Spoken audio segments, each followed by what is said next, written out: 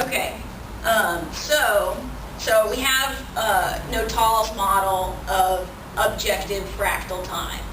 And then I suggest we layer on top of that Penrose's model, which relates the physical objective time to subjective time via the quantum processes in the brain. And then the next layer, I would say, would be Vogel, who relate, because the quantum processes, okay, so Penrose is taking the quantum processes and saying timelessness into time, the collapse of the wave function is inherent in the conscious process. And then Vogel would be the next level of iteration of that, relating it even more specifically, or kind of bringing it full circle, because Penrose isn't using the fractal bit, but if Notal's version is the fractal version of quantum mechanics, and Penrose is relating the quantum to the brain, then you can use Notal's fractals in that as a quantum description, and the collapse of the wave function, and his relationship between the multiple fractal geodesics, that wave function, which is somewhat non-local because it's spread out. It's not just along one particle path. And that collapse into a one particle path in the same way that Penrose is saying the tubulin are collapsing from multiple possible positions into one position and creating a conscious moment. And so then Vogel is saying, I would say that the collapse is a condensation.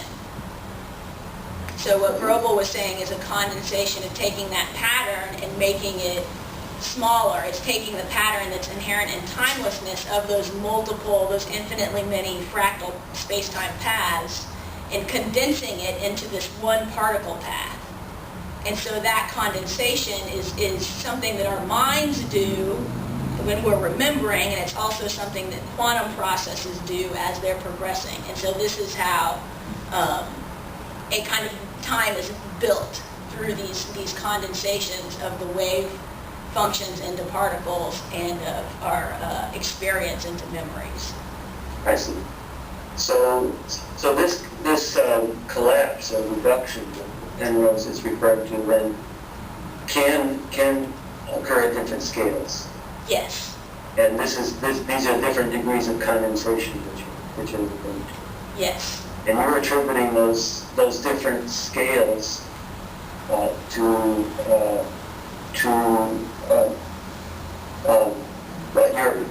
you're identifying those different scales as different collapse frequencies. Yes, exactly. I see.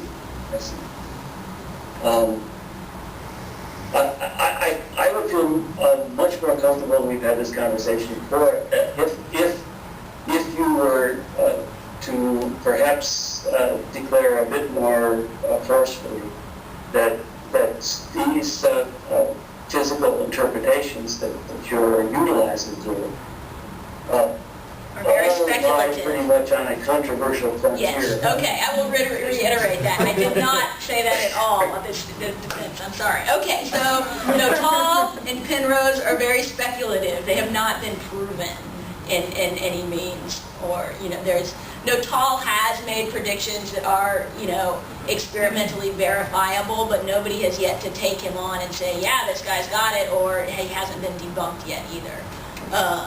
Penrose is, obviously in very fringe regions, but I think he's definitely worth using because he's in fringe regions. He's trying to do this very difficult thing of figuring out exactly how physicality and consciousness interrelate.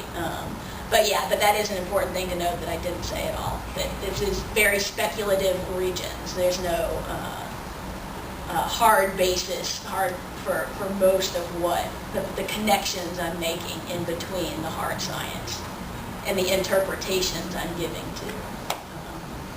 Is that sufficient? I got just one more question I promised to desist. Okay. This also has to do with your discussion of Vogel. Okay. And as I understand it, then you are saying that you would interpret Vogel's form as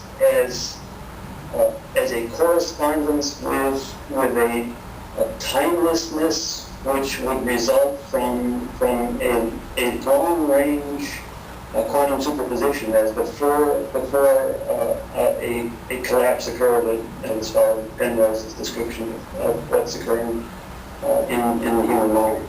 Yes. Is that right? So, yes, yeah. So, and that's not my association, that's her association, is to make to say that the prime is timeless, yeah.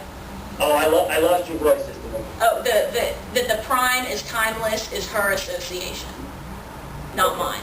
But it's timeless in the same sense in which you're saying that quantum mechanical states are timeless. Yes. And that they only enter time at the instant in which the collapse or reduction occurs. Is that right? Right, but I know that you had an objection to that before because you said, oh, but wave functions evolve in time. Is that where you're going with it? No, I'm not going there. I'll answer this one. Okay, go ahead. What, oh, you want me to answer that one? Okay. No, I just want to understand the interconnections between Roble and Apollo and Penrose's. Yeah. It looks as though you do have plausible links amongst the three. So that is an agreeable situation. Excellent. Thank you. So Don, do you think that Kerri expresses that link, her original contribution, explicitly enough in the dissertation? I do in fact think it needs to be clarified even further, but I think it can be done. I think she has the germ of an idea, or in fact it's more than the germ, it's actually elaborated, but I think it could be pursued further, but perhaps in a more convincing and a more understandable way than it is yet. But I fully anticipate that she can do that. Yeah. Yeah, I agree, and I kind of feel like this process is ever evolving, and it's kind of like knowing where to stop and where to say, okay, it's good enough.